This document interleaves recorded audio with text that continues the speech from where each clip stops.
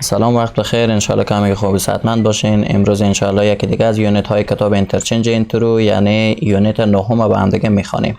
ولی قبل از شروع درس اگر هنوز کانال ما رو سابسکرایب نکردین لطفا کانال ما رو سابسکرایب کنین و علامت زنگوله رو بزنین تا از ویدیوهای بعدی ما هم آگاه شوین و این ویدیو رو هم با دوستانتان به اشتراک بمونین تا دوستانتان هم مستفید شون. و همچنین اگر درس های یونیت های قبل تا هنوز ندیدین لطفا قبل از تماشای درس های قبلی را از لینک داخل دیسکریپشن تماشا کنین، چون بعضی از کلمات و نکات تکراری هستند که ما آنها را در درس های قبلی خواندیم و تشریح دادیم و در درس ممکن است خیلی روی او کلمات و نکات بحث نکنیم. و نکته آخری همی که لینک های گرامر های درس داخل دیسکریپشن ویدیو گذاشته شده، حتما آنها را تماشا کنین تا گرامر های درس کامل تر و بهتر یاد بگیرین. خب حالا بیاین که درس با هم دیگه شروع کنیم. Unit 9. I always eat breakfast. من همیشه صبحانه میخورم. اهداف این درس گفته که discuss food, discuss eating habits. در یونیت بخیر ما و شما درباره غذا و همچنین در مورد عادتهای غذاخوری یا غذایی بحث میکنیم. food میشه غذا، habit میشه عادت.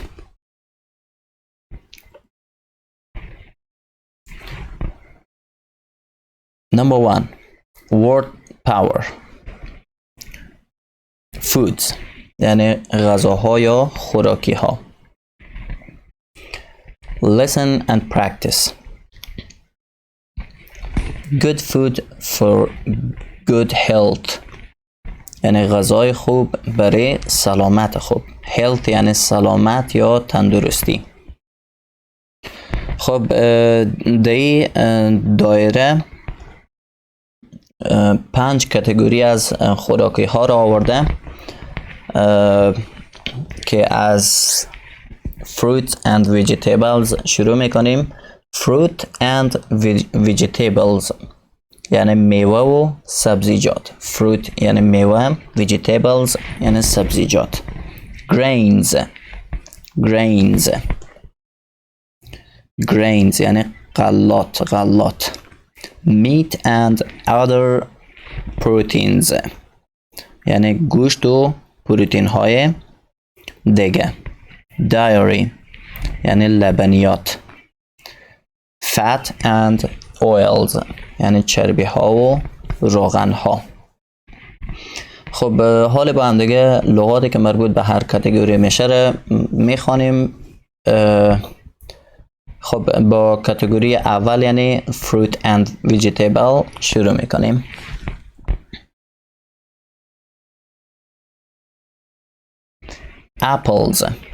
apples یعنی سیب ها. blueberries یعنی بلوبری ها.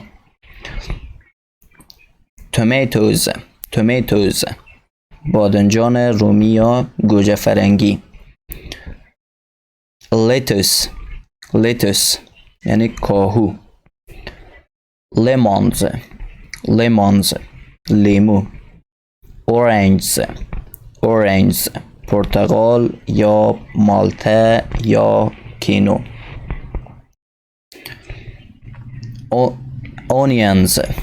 onions یعنی پیاز.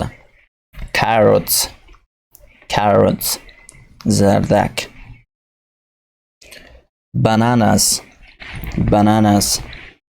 کیله یا موز. kiwi. broccoli یعنی کلمه بروکلی. potatoes سیب زمینی یا کچالو. حالا با هم دیگه لغات مربوط به کاتگوری grains یا غلات میخوانیم. noodle rice برنج. bread نان. cereal به غذای گفته میشه که از غلات تهیه میشه و به همراه شیر به عنوان صبحانه صرف میشه یا میل میشه. crackers یک رقم شیرینی است. پاستا یا میشه پاستا. و کاتگوری سوم meat and other proteins. eggs تخم مرغ ها. chicken مرغ. nuts آجیل یا میوه خشک. fish ماهی یا گوشت ماهی. beans لوبیا. beef گوشت گاو یا گوشت سرخ. کاتگوری بعدی هم دایری یا لبنیات. milk شیر. چیز پنیر. یوگورت ماست. و آخرین کاتگوری هم fats and oils یا چربی ها و روغن ها است که با هم دیگه اعضای کاتگوری را میخوانیم. oil روغن. butter کره. مایونز یعنی سس مایونز. کریم خامه. خب حالا که تمام این کاتگوری ها رو شناختین، 2 سوال از شما میپرسم، شما هم در کامنت ها جواب بدین. What foods are healthy? What foods are unhealthy? کدام غذاهای خوراکی ها مفید هستند و کدام ها مضر هستند؟ خوراکی هایی که فکر میکنین مفید و یا مضر هستند در کامنت حتما نوشته کنین. خب میریم به ادامه کتاب. گفته که for good health eat a lot of fruits, vegetables and grains. برای سلامت خوب تعداد زیاد میوه، سبزیجات و غلات بخورین. Eat some dairy, meat and other protein. مقداری یا یک مقدار لبنیات، گوشت و سایر پروتئین ها را بخورین. Eat healthy fats and oils. چربی ها و روغن های سالم بخورین. A lot of یعنی مقدار زیادی از. some یعنی مقداری یا یک مقدار.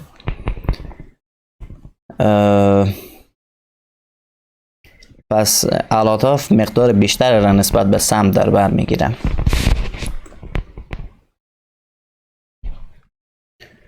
B گفته که pair work.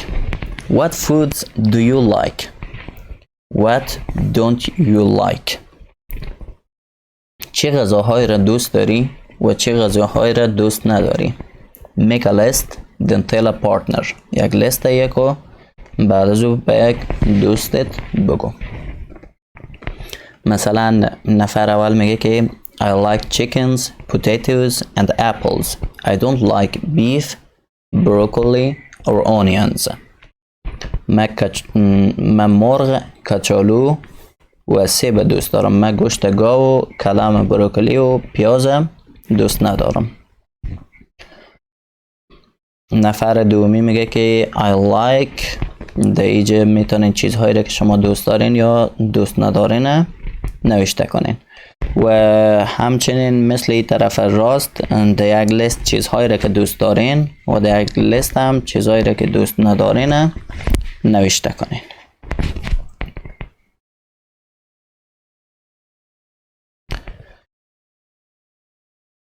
Number 2. Conversation. Let's get some lettuce and some tomatoes. بیا که یک مقدار کاهو بادنجان رومی بگیریم. کانورسیشن که بین کیت و جین هسته را با هم دیگه میخوانیم. کیت اسم بچه است و جین هم اسم دختر. و البته هدفی که در پشت این کانورسیشن است این است که ما شما طریقه استفاده از سم و انی را ببینیم و همچنین تشخیص بدیم که اسمهای قابل شمارش کدام ها هستند و اسمهای غیر قابل شمارش کدام ها هستند. البته فقط به جملات دقت کنین. این نکات کمیال ما گفتم در گرامر یونیت با هم دیگه میخوانیم. خب کانورسیشن گفته که Do we need any lettuce for a sandwich؟ آیا کاهوی برای ساندویچ نیاز داریم؟ یا آیا هیچ کاهوی برای ساندویچ نیاز داریم؟ یعنی هیچ، و سم هم چند لحظه قبل خواندیم که میشد یک مقدار. این گرامرهایی است که قرار است داخل همین یونیت بخوانیم.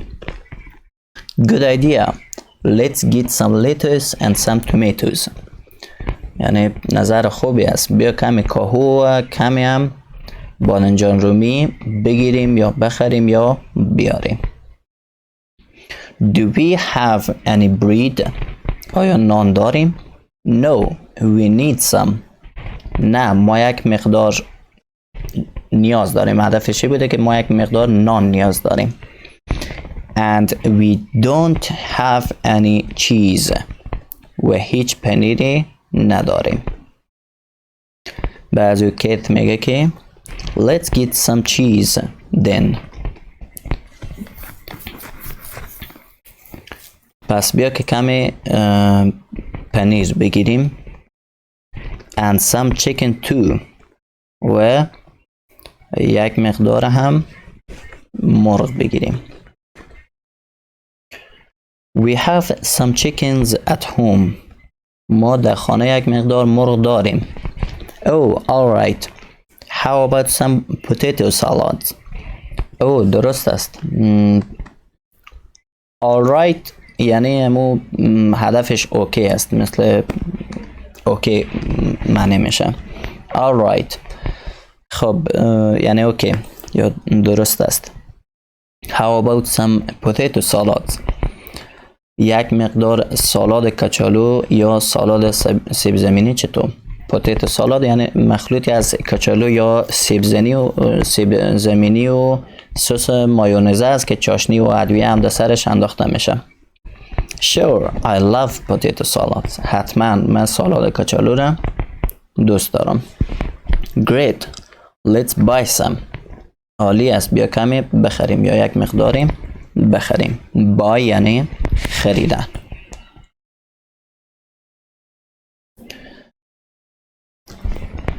Grammar focus. Count and non-count nouns. Some and any. اسامی قابل شمارش و غیر قابل شمارش. در این بخش گرامر ما و شما فرق بین سم و انی را یاد میگیریم و همچنین یاد میگیریم که چی رقم اسامی قابل شمارش و غیر قابل شمارش هم طبقه بندی کنیم. من گرامر کامل این ویدیو رو در دسکریپشن این ویدیو براتون میمانم. حتما این ویدیو رو تماشا کنین تا این گرامر کاملتر و بهتر یاد بگیرین. ولی به طور خلاصه در اینجا کمی درباره گرامر توضیح میدم. اول در مورد اسامی قابل شمارش و غیر قابل شمارش. ببینید دوستا، لیمونز، اورنج، بوکس اسامی قابل شمارش هستند. چرا؟ چون ما شما میتونیم آنها رو حساب کنیم. مثلا بگیم که یک لیمو یا 2 پرتقال یا 3 یا 4 کتاب. پس ایاره ما شما میتونیم حساب کنیم. به همین خاطر به اینها اسامی قابل شمارش گفته میشه. ولی اسمهای مثل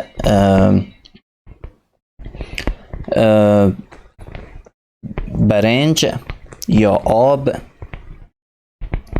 اینها رو ما شما حساب کردن نمیتونیم. مثلا نمیتونیم بگیم که 1 دانه برنج یا 2 دانه آب. به همین خاطر به اسم ها غیر قابل شمارش گفته میشه.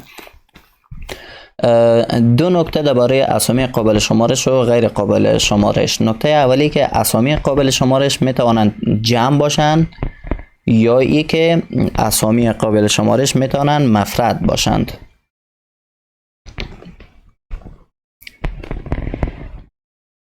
مثل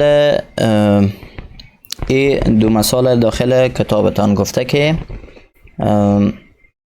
an egg یک تخم مرغ و بعدیش هم a potato یعنی یک کچالو که شکل جمع egg میشه eggs، شکل جمع potato هم میشه potatoes.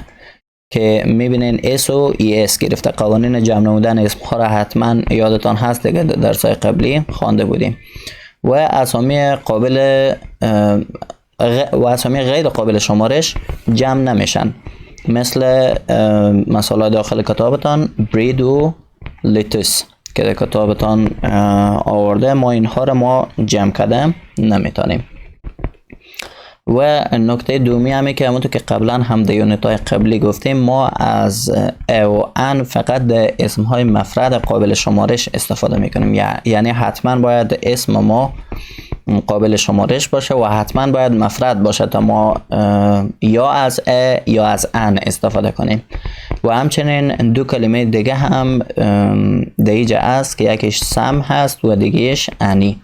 ما از این دوتا کلمه وقتی استفاده میکنیم که یا اسم ها قابل شمارش باشند و یا جمع باشند، مثل مثال های داخل کتابتان گفته که do we need any potatoes. میبینین که potatoes جمع شده، به همین خاطر از سم استفاده شده. yes let's get some potatoes. بازم میبینین که potatoes جمع هست و سم استفاده شده. no we don't need any potatoes. در اینجا باز هم potatoes جمع هست، از any استفاده شده در جمله منفی. و یا هم یک خوبی بود که اسامی باید جمع باشند، یا ای که اسم ها غیر قابل شمارش باشند، مثل مثال های داخل کتابتان طرف راست گفته که do we need any lettuce. میبینیم که lettuce یک اسم غیر قابل شمارش هست، به همین خاطر از any استفاده شده. yes let's get some lettuce. no we don't need any lettuce. پس دوباره تکرار میکنم، ما از سم و انی وقتی استفاده میکنیم که یا اسم ها جمع باشن یا اسم ها قابل شمارش و جمع باشن یا اسم ها غیر قابل شمارش باشن. سم وقتی با اسامی قابل شمارش استفاده شود معنی تعدادی را میده، و وقتی با اسامی غیر قابل شمارش استفاده شود معنی مقداری را میده، مثل سم بوکس یعنی تعداد کتاب، یا سم میلک یعنی مقدار شیر. و یک نکته هم که ممکن است در این مثالای کتابتان هم متوجه شده باشین، ما از سم در جملات مثبت استفاده میکنیم. میبینین که گفته yes let's get some potatoes، یک جمله مثبت است، یا گفته که yes let's get some lettuce، یک جمله مثبت است. و از انی در جملات منفی و سوالی استفاده میکنیم، مثلا گفته که do we need any potatoes، یک جمله سوالی است، و no we don't need any potatoes، یک جمله منفی است. به می شکل مثال طرف راست هم do we need any lettuce. no we don't need any lettuce.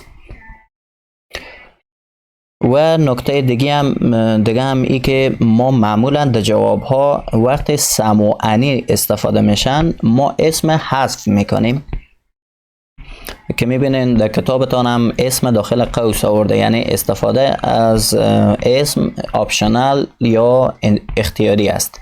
میتونین اسم در جوابایی که سم و انی استفاده شده استفاده کنین و میتونین هم استفاده نکنین. یعنی میتونیم بگیم که yes let's get some، یا میتونیم بگیم که yes let's get some potatoes. هر دویش درست است.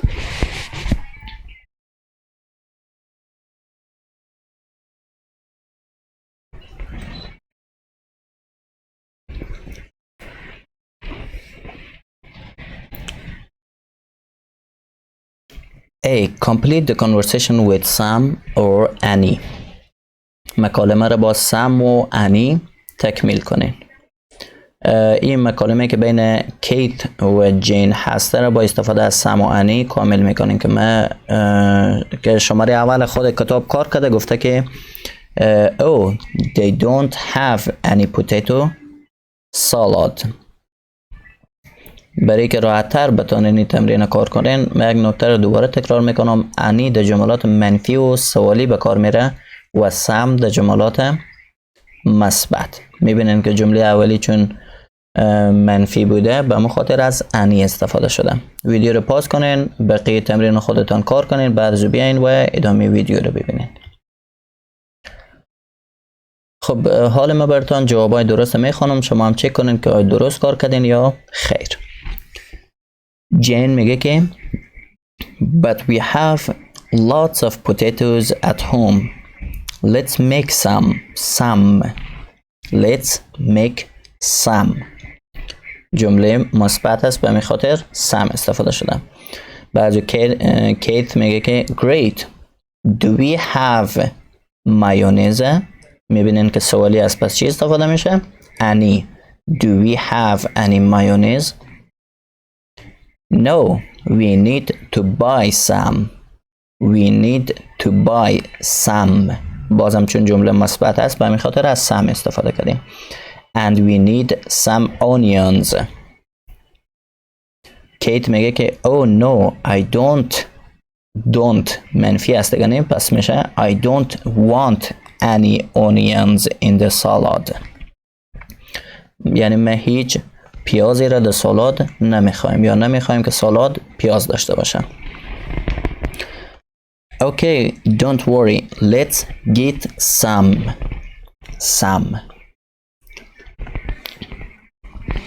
Okay, let's get some celery then. Don't worry یعنی نگران نباش یا تشویش نکن. then میشه پس، یعنی بیا کمی کرفس بخریم. یعنی پس بیا که کمی کرفس بخریم. بعضو کیت میگه که no, I don't want any celery. I have an idea. Let's put some apples in it. بیا کمی سیب در آن بگذاریم یا قرار بدیم. جن میگه که are you serious? Apples in potato salad؟ آیا جدی هستین؟ سیب در سالاد کچالو یا سیب زمینی؟ Well, okay. B. Complete the chart with foods from exercise 1. چارت به غذاهای تمرین 1 کامل کنین. Then compare with a partner. بعد از با یک دوستتان مقایسه کنین. Count, noun count. Count یعنی از قابل شمارش، noun count هم یعنی غیر قابل شمارش.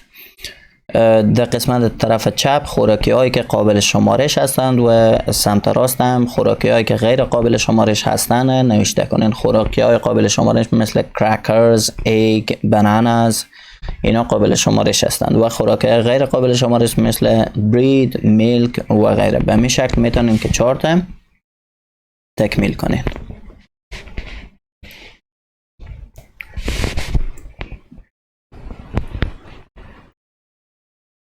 For pronunciation, sentence stress. Sentence stress کلمه استرس ما شما قبلا دربارش گفته بودیم که در اینجا معنی تاکید کردن میته، یعنی تاکید در جمله، تاکید کردن سر یک کلمه، یعنی او کلمه را ما کمی بلندتر تلفظ میکنیم و بیشتر سرش تاکید میکنیم. این بیشتر در وقت‌های استفاده میشه که ما بخوایم توجه شخص مقابل سر همون کلمه جلب کنیم و ما میتونیم که سر هر کلمه از جمله تاکید کنیم. یعنی روی هر کلمه که میخواستیم تاکید بیشتر کنیم همون کلمه رو بلندتر و با تاکید بیشتر تلفظ میکنیم. به مثالای داخل کتابتون توجه کنین. گفته که Listen and practice. Notice the stressed words. Do we need any beans? آیا به لوبیا احتیاج داریم؟ Yes, we need some beans. بله، به مقداری لوبیا نیاز داریم. خب حالا برای که بهتر متوجه شوین ما به تاکید از سر بین برمیدارم و میمانم سر need. میگیم که Do we need any beans? Yes, we need some beans. به می شکل مثالای بعدی را هم برای شما میخوانم. گفته که Do we need any rice? No, we don't need any rice. یعنی آیا به برنج نیاز داریم یا احتیاج داریم؟ نه، ما به برنج نیاز نداریم. B. Pair work. Ask, do we need questions about the food in the picture. سوالات do we need در مورد غذاهای داخل تصویر بپرسین. Then look at the shopping list and answer. بعد از به لیست خرید نگاه کنین و پاسخ بدین. مثل مثال داخل کتاب شما که گفته که Do we need any apples؟ آیا سیب نیاز داریم؟ نفر بعدی میگه که Yes, we need some apples. Do we need any blueberries؟ بله، ما به کمی سیب نیاز داریم. آیا بلوبری هم نیاز داریم؟ Let's see. بیا که ببینیم یا اجازه بده که ببینم. No, we don't need any blueberries. نه، ما به بلوبری احتیاجی نداریم.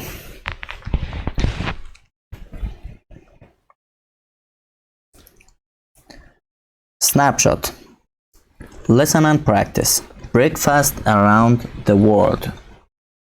صبحانه در سراسر جهان. در اینجا ما شما صبحانه های رایج کشورهای مختلف میخوانیم و میبینیم که کشورها در وعده غذایی صبحانهشان چی چیزی را میخورن. The United States. ایالات متحده. Cereal with milk. غلات با شیر. Fresh fruit. میوه تازه. Orange juice.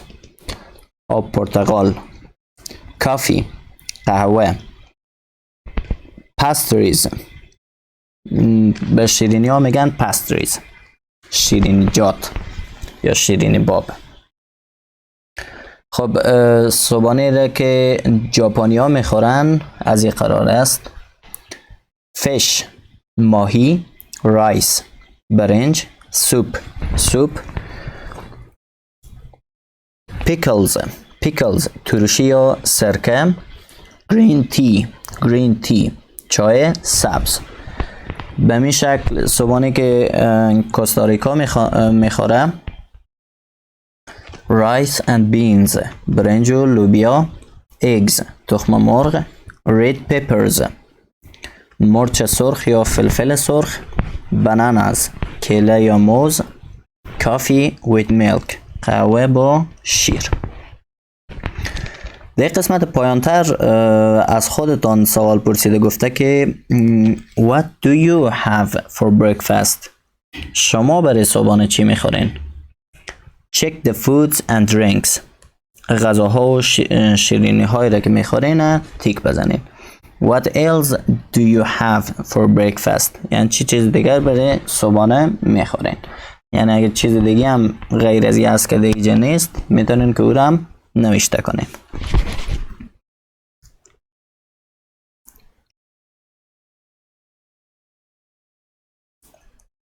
Six. Conversation. We always have green teas. ما همیشه چای سبز میخوریم یا ما همیشه چای سبز داریم. Listen and practice. تلفظ و اسپل نام های را که در کانورسیشن یاد میگیریم: ایوا، کیتو. خب ایوا میگه که What is a typical Japanese breakfast, کیتو؟ یک صبحانه معمولی ژاپنی چی است کیتو؟ Well, we usually have fish, rice and soup. ما معمولا ماهی، برنج و سوپ میخوریم. Fish for breakfast. ماهی برای صبحانه. That's interesting. جالب است. Oh, it's really good. It's really good. واقعا خوب است. Sometimes we have a salad too. گاهی یک سالاد هم میخوریم. But we never have coffee. اما هرگز قهوه نمیخوریم. Really? What do you have? واقعا چی میخورین؟ We always have green tea. ما همیشه چای سبز می نوشیم. I love green teas. من عاشق چای سبز هستم. Listen. My family usually has a Japanese style breakfast on weekends. گوش کن، خانواده من معمولا آخر هفته ها صبحانه به سبک ژاپنی میخورن. Why don't you come to my house on Sundays? چرا یک شنبه به خانه من نمیایی؟ که یک پیشنهاد به شکل منفی داده، گفته که Why don't you come to my house on Sunday? That's very nice of you. Thanks. یعنی خیلی لطف دارید یا محبت میکنید. تشکر.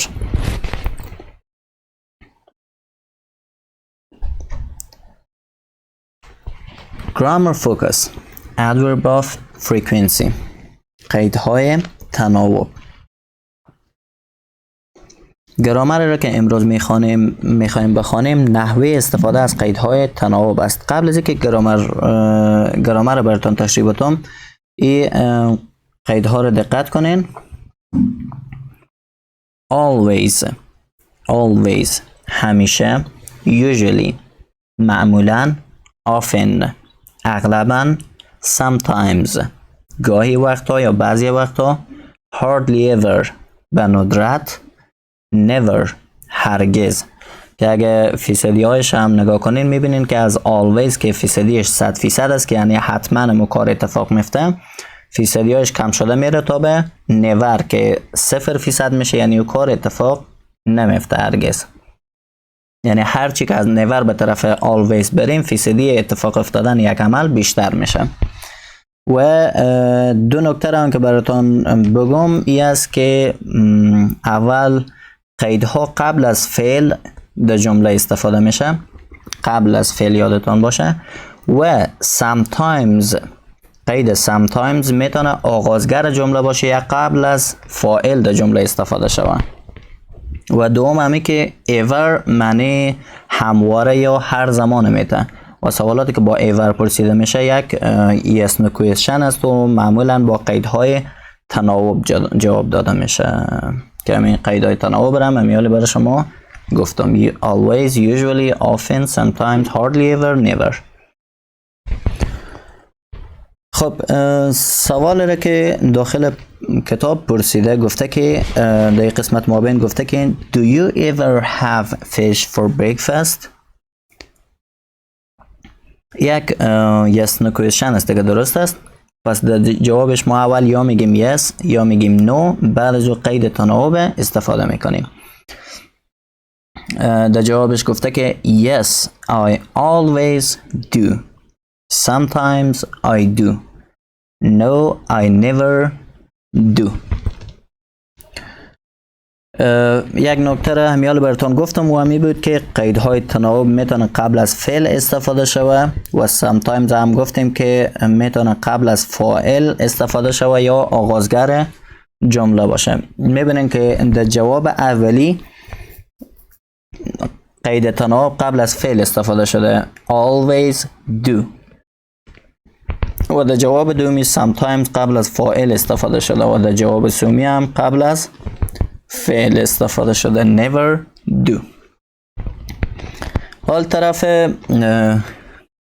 چپ ای بخش گرامر هم ببینین گفته که I always eat breakfast, I usually eat breakfast, I often eat breakfast. من اغلبا صبحانه میخورم. I sometimes eat breakfast, I hardly ever eat breakfast. من به ندرت صبحانه میخورم. I never eat breakfast. من هرگز صبحانه نمیخورم. و sometimes هم خب گفتیم که میتونه آغازگر جمله باشه یا قبل از فاعل استفاده شده. میبینید که گفته که sometimes I eat breakfast. بعضی وقتا من صبحانه میخورم. یا ای رو به می شکل میتونه ای شکل میتونیم بگیم ای شکل میتونیم بگیم I sometimes eat breakfast. در اینجا قبل از فعل استفاده شده و در sometimes I eat breakfast قبل از فاعل استفاده شده، قبل از فاعل I استفاده شده و همچنین آغازگر جمله بوده.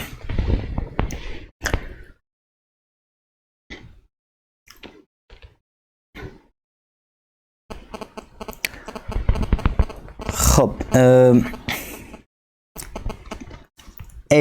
Put the adverbs in the correct places, then practice with a partner. قیدها را در جاهای مناسبشان قرار بدین. بعد از با یک دوستتان تمرین کنین.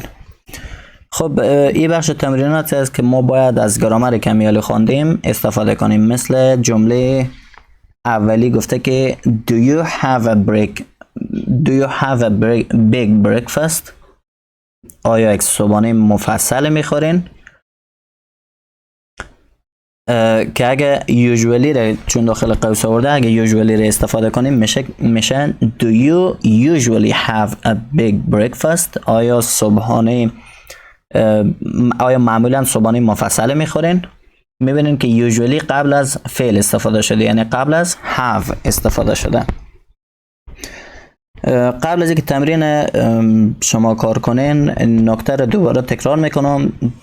جای این قیدها قبل از فعل است، یعنی قیدهای adverb of frequency را قبل از verb استفاده میکنین و بعد از ضمیر. میبینین که همینجا هم بعد از do you usually میبینین که بعد از ضمیر استفاده شده و قبل از فعل استفاده شده،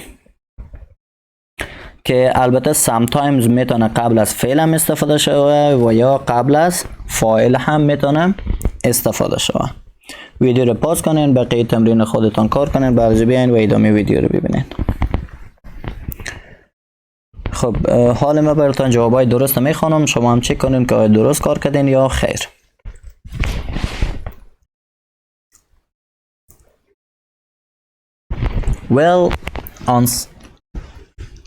Well, on Sundays I always have a breakfast with my friends. خب یک شنبه من همیشه یک صبحانه بزرگ یا مفصل رو با دوستایم میخورم.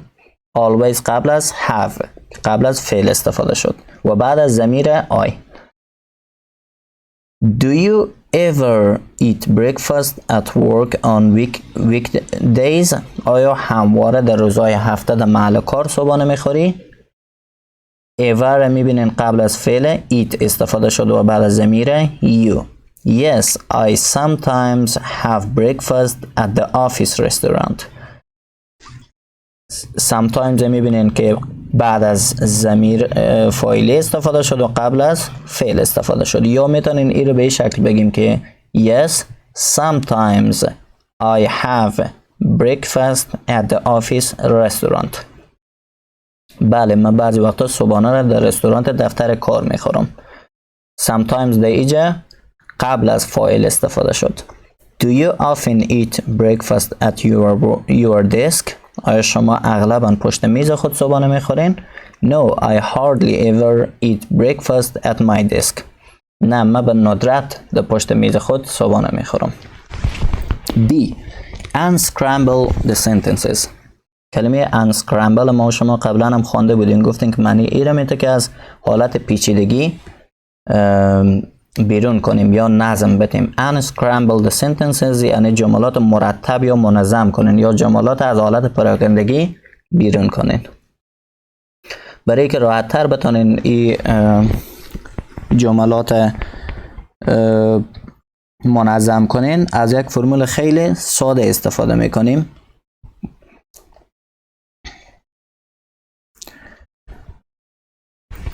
subject plus adverb of frequency plus verb و در آخرم بقیه جمله را نوشته میکنین. مثل جمله اولی گفته که I have hardly ever beef for lunch. این را باید ما شما منظم کنیم، میشه I hardly ever have beef for lunch. میبینین که اول فاعل استفاده کرده I subject، بعد adverb of frequency که همون hardly ever است و بعد از verb که have است و در آخر هم بقیه جمله را نوشته کرده.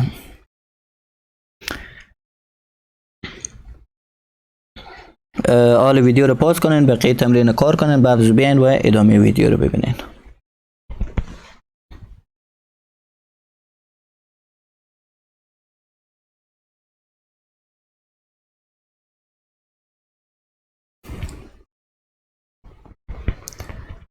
خب حالا من براتون جوابای درست میخونم، شما هم چک کنین که درست کار کردین یا خیر. Number 2. I never eat snacks when I watch TV. Number 3. I sometimes eat eggs for breakfast. یا sometimes I eat eggs for breakfast. And number 4.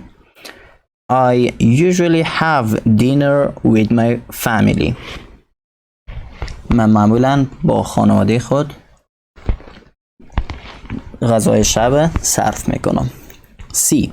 Rewrite the sentences from part B with your own information.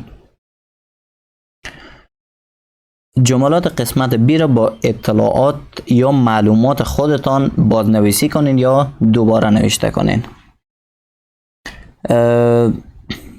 Then compare with a partner. بعد با یک دوستتان مقایسه کنین. مثل جمله داخل کتابتان که گفته I usually have beef or chicken for lunch. یعنی من معمولا برای غذای چاشت گوشت گاو یا مرغ میخورم. و نفر دومی میگه که I never have beef. I don't like it. من هرگز گوشت گاو نمیخورم. من اما گوشت گاو دوست ندارم. I often have fish and a salad for lunch. من اغلب برای غذای شب ماهی و سالاد میخورم.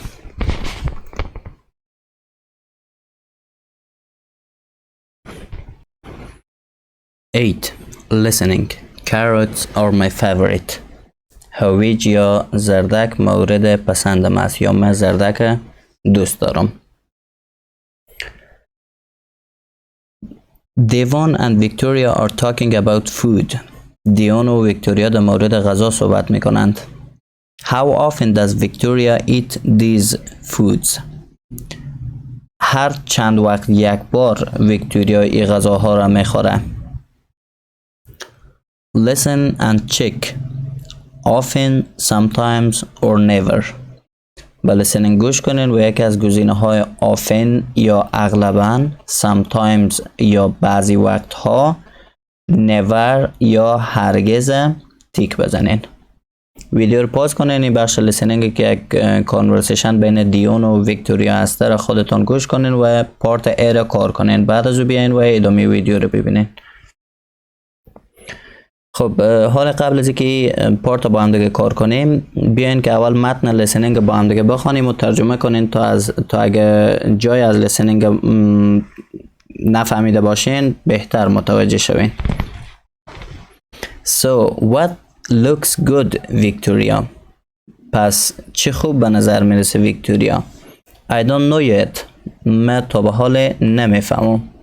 Well, the soup is really good. خب سوپ خیلی خوب است. Do you like noodles? آیا نودل دوست دارین؟ Oh yeah, I often eat noodles for lunch. من اغلباً برای غذای چاشت نودل میخورم. I just don't want them tonight. Okay, well, the chicken is great here. یعنی همون گوشت مرغ دیجا عالی است. How about that? یعنی در مورد او چی رقم یا نظر تو درباره مرغ چی است؟ Oh no, نه. I never eat chicken. من هرگز گوشت مرغ نمیخورم. I don't like meat. من گوشت دوست ندارم. Really? واقعا؟ Yeah, sometimes I have fish or eggs, but never chicken or beef. بله، بعضی وقتا من ماهی یا تخم مرغ میخورم اما هرگز گوشت مرغ یا گوشت گاو نمیخورم. So do you eat a lot of vegetables? پس آیا سبزیجات زیاد میخوری؟ Yes, carrots are my favorite. بله، زردک یا هویج مورد علاقه من است. I often have some in the afternoon for a snack. snack یعنی میان وعده. من معمولا یا اغلبا کمی میان وعده بعد از چاشت خود صرف میکنم. خب حالا که متن لسنینگ خواندیم و یاد گرفتیم، بیاین که با هم دیگه جواب ها رو مقایسه کنیم. Victoria often eats noodles. ایره اولی رو خودش کار کرده بود که میشد often. در مورد دومی میشه sometimes she eats fish and egg. بعض وقتا ماهی و تخم مرغ میخوره. And the last one, she often eats carrots. پس گزینه آخری هم often تیک میزنیم.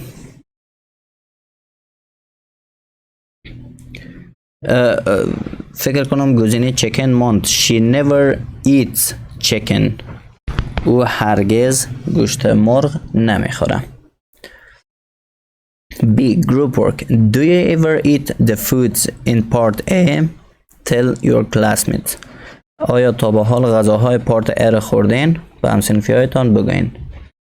مثلا یک نفر میگه که I often eat noodles. من اغلب نودل میخورم. Really?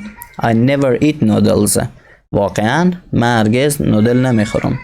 Well, I به می شکل میتونین که ادامه بدین.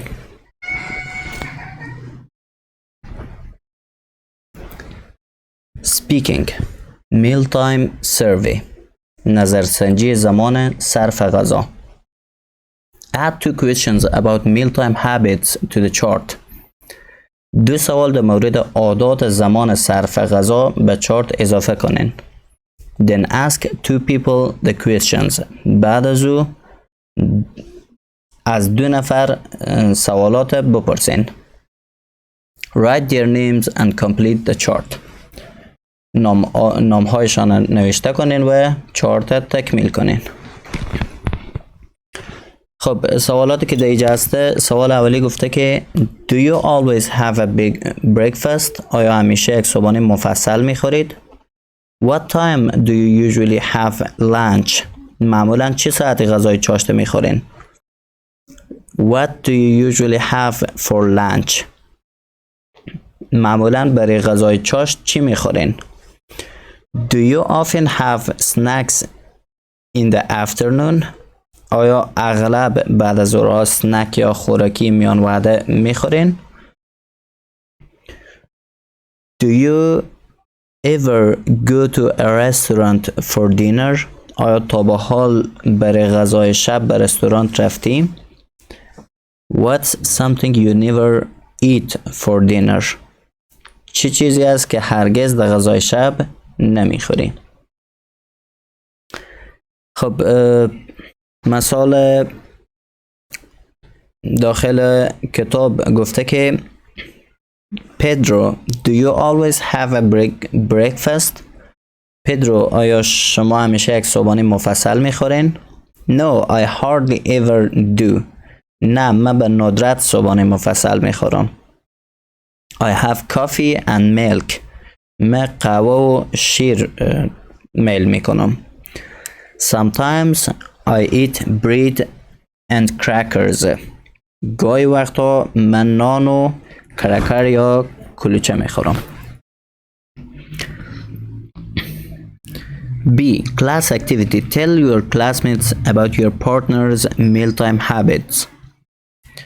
به همسنفی های خود در مورد عادات غذا خوردن دوست خود بگوین.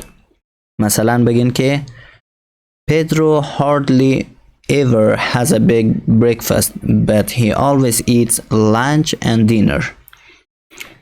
پدرو به ندرت صبحانه مفصل میخوره اما همیشه غذای چاشت و شب میخوره.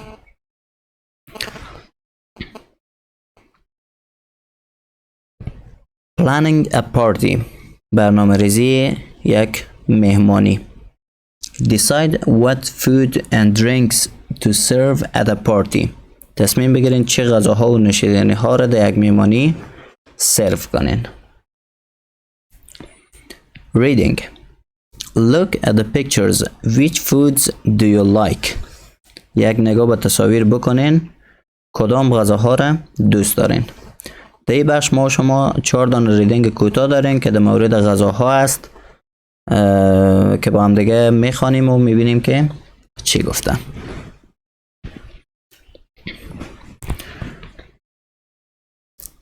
It's a food festival. یک جشنواره غذا است. People usually eat tomatoes. مردم معمولاً گوجه فرنگی یا بادنجان رومی را میخورند. But once a year in Bunol, Spain, people just threw them. اما یک بار در سال در بنویل اسپانیا مردم فقط آنها را پرتاب میکنند. throw یعنی پرتاب کردن. Yes, that's right. بله، این درست است. The whole town of Bunol has a giant tomato fight. کل شهر بونویل یک جنگ بزرگ گوجه فرنگی یا بادنجان رومی دارن. giant یعنی بزرگ، fight یعنی جنگ.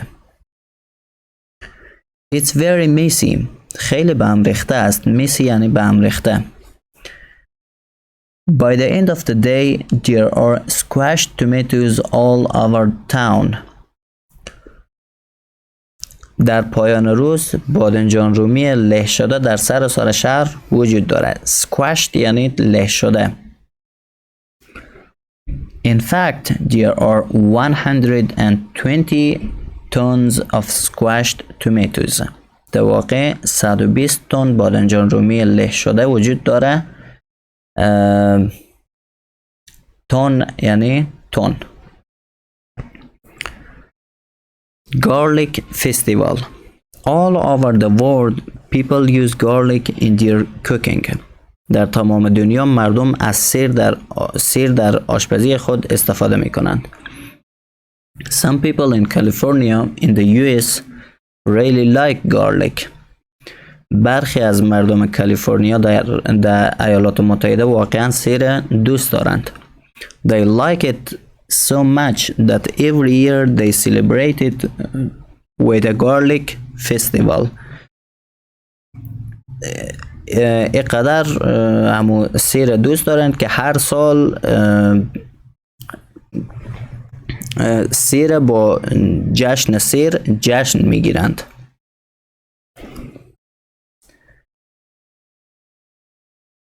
You can taste garlic in everything you can think of. در هر چیزی که فکرش را بکنین میتونین که سیر بچشین. There's even garlic ice cream and garlic popcorn.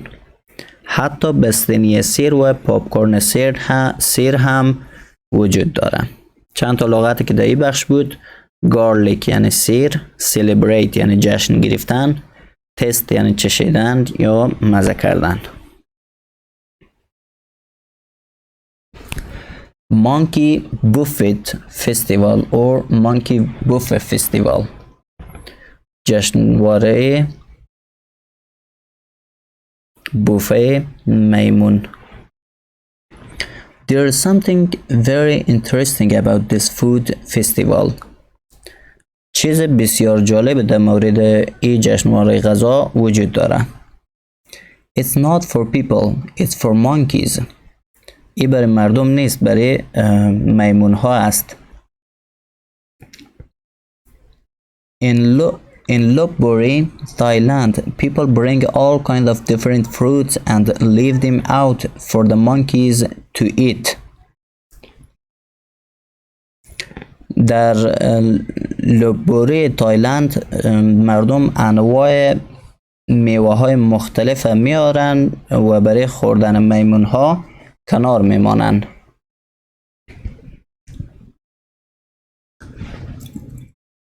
They bring pineapples, apples, mangoes and bananas of course.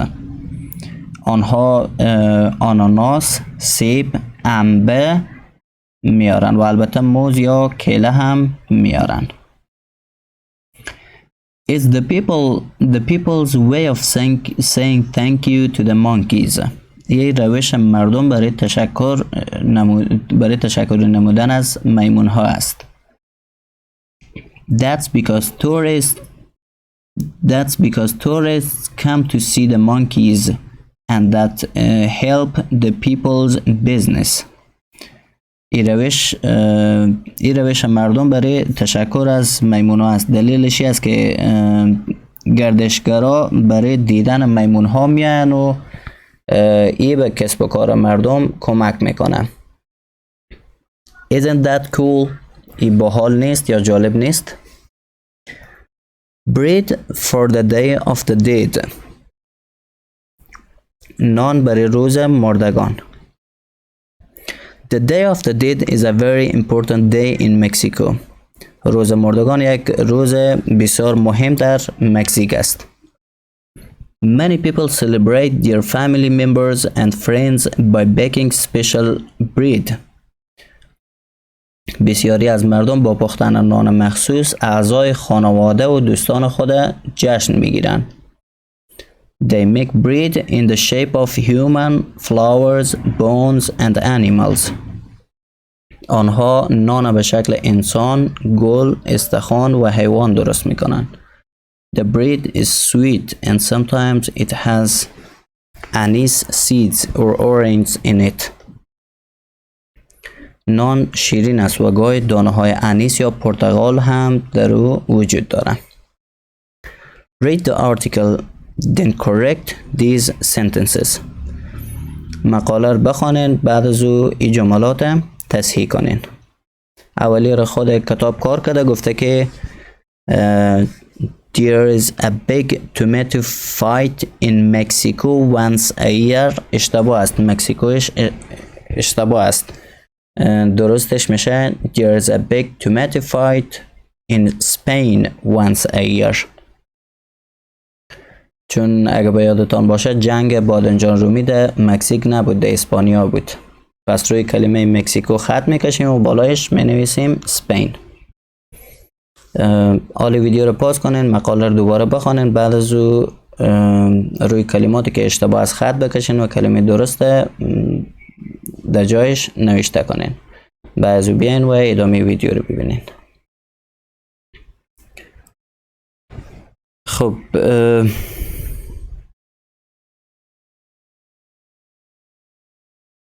حال من براتون جوابای درست میخوانم، شما هم چک کنین که آیا صحیح کار کردین یا خیر.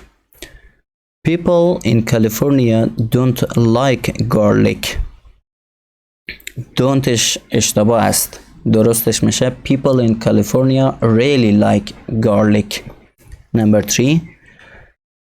Some people in the US use tomatoes to make ice cream and popcorn. تومیتوش اشتباه است، درستش میشه Some people in the US use